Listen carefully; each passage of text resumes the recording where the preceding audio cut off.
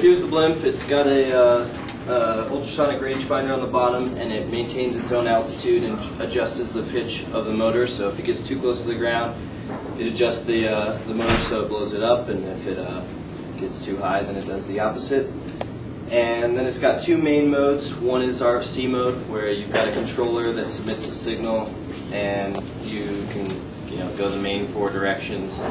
And then the other mode is an auto mode, which has some infrared sensors on the bottom, and we have a beacon that it detects those sensors and then adjusts the direction of the blimp accordingly, and it should seek the beacon. On the transmitter, you can select which mode you're in.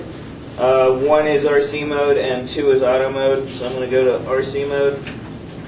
And you can do the 4 cardinal directions and an exit button that resets the program.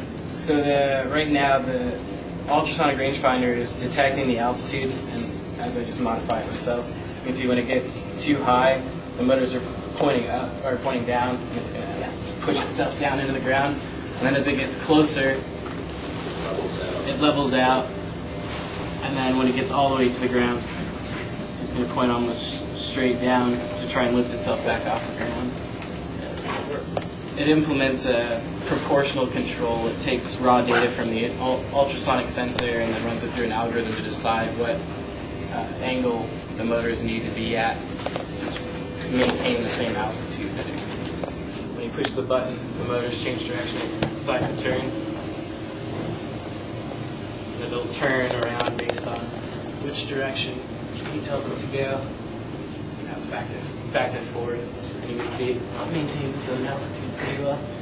This is the beacon. It's got 16 infrared LEDs, 2 555 timers to set it up to run at 56 hertz. So the LEDs are blinking at 56 hertz, which is what the IR sensors can detect.